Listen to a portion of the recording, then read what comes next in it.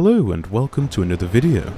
Today I've noticed that there is another patch, patch 11, and I'm going to go through the notes in a nice little reading session as we did for the last comlink. Got a couple of subscribers and some good feedback from that, so going to try it again. Let's see how it goes. As before, I'm going to shove some Darktide gameplay in the background just to please your eyes as we go through the notes. Without further ado, let's jump into it. Rejects. Here are the patch notes for patch 11 that just went live. New feature, Crossplay. With this update, Darktide introduces crossplay between Steam and MS Store.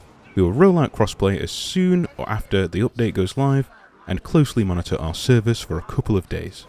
If we detect any needed improvements, we may disable it temporarily to further work on it. Please find more details in our crossplay FAQ. So, crossplay between Steam and the Microsoft Store coming a lot sooner than I expected or thought, which is a good thing because we'll get a nice uptick in player count, which means, the game will just be more lively, and that's nice to hear. New condition, Elite Resistance. With Elite Resistance, fewer but stronger enemies are spawned. It also changes specialist spawns to be more opportunistic and makes hordes more dangerous on the few occasions they spawn. All of these changes create a very different gameplay loop that is more slow and tactical, but very punishing if players make mistakes. Yep, as I mentioned in the last video in the comlink update, I'm very excited to dive in and try this. I'll be sure to jump out into the game and see if I can get some gameplay of this as soon as possible for you. I think I'll likely go in there with maybe a plasma gun build. I think that's the build I'm favouring for this mission mode quite a lot over others, so stay tuned for that gameplay. Moving on, updated mission, Enclave and Barros. The enemy has fortified the end of Enclave and Barros in hopes of providing more of a challenge. Not to worry, Morrow has sent Masozi, my pronunciation might be brutal there, to provide some much needed backup. Enemies now come from new directions and are more varied. Cover positions have been changed, and they've added more environmental storytelling. I'm intrigued to see what the difference is here. If I can get this mission on the mission ruler, I'll be sure to show you that as well. Stay tuned, see if I can get that coming to you in the future. Blessing changes.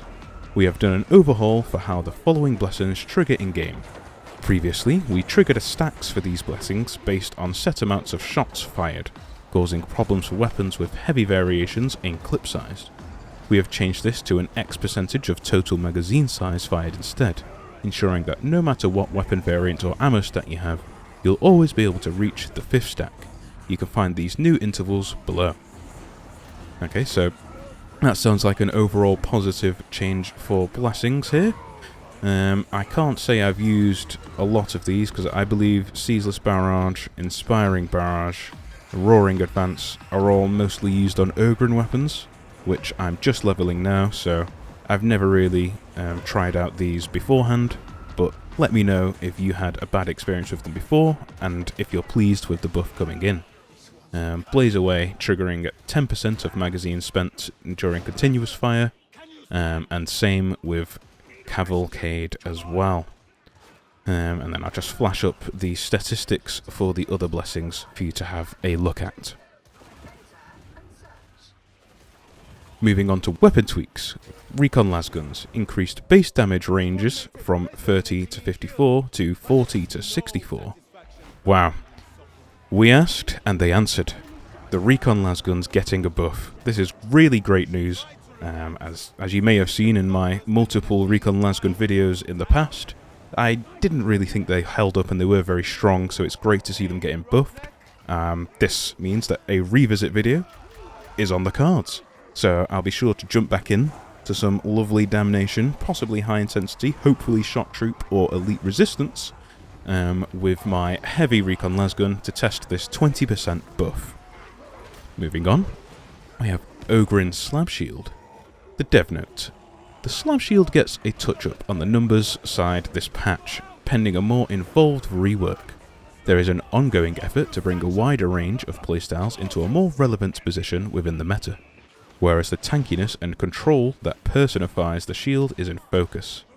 We wanted to bring the Slab Shield up in effectiveness in the meantime with some proper increases in damage output. We'll return in the future with wider changes that should make the weapon special, more interesting, and make tanking for your team more appreciated. So, the buffs with this include cleaning up some stagger override directions to make enemy control a bit more predictable. The push follow-up attack is changed the hit zone to priority to favour headshots while also increasing base finesse damage bonus from 25 to 50%. It's increased the base damage range from 100 to 180 to 150 to 270.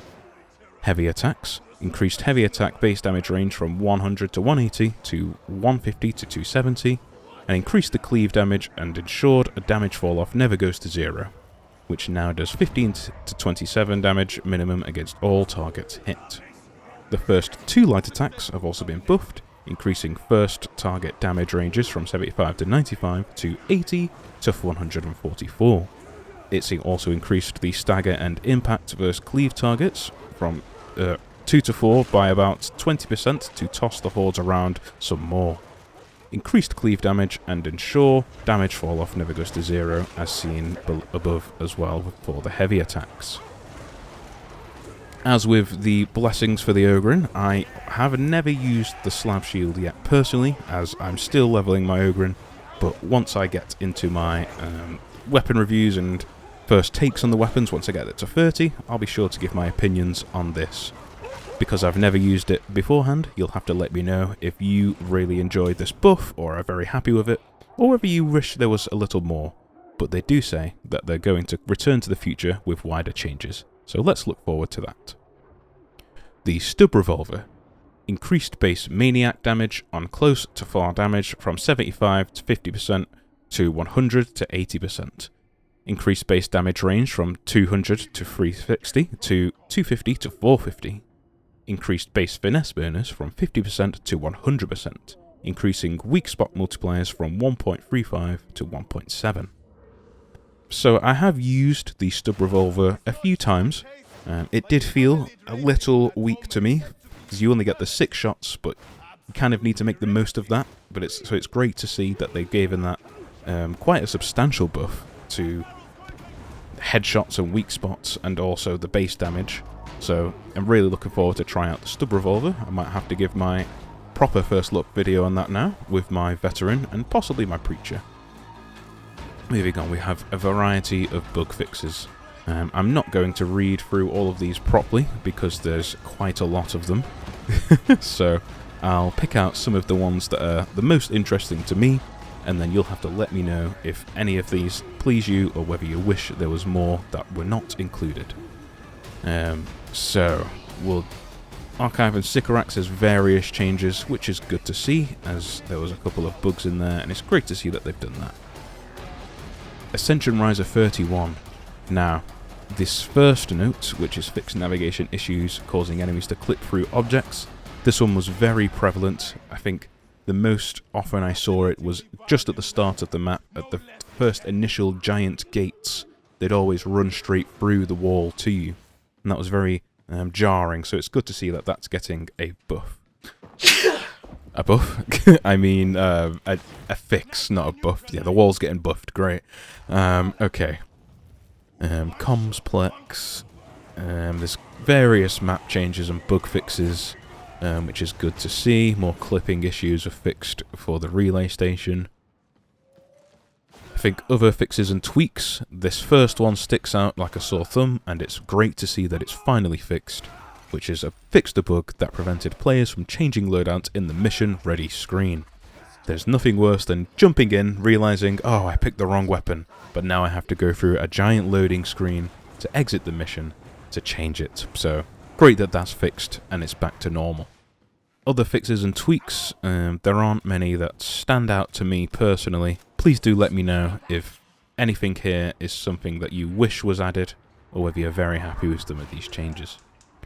Let's jump into the comments real briefly, just to see if there's any of that negativity hanging around as there was last time. Inspiring barrage going from useless to slightly less useless.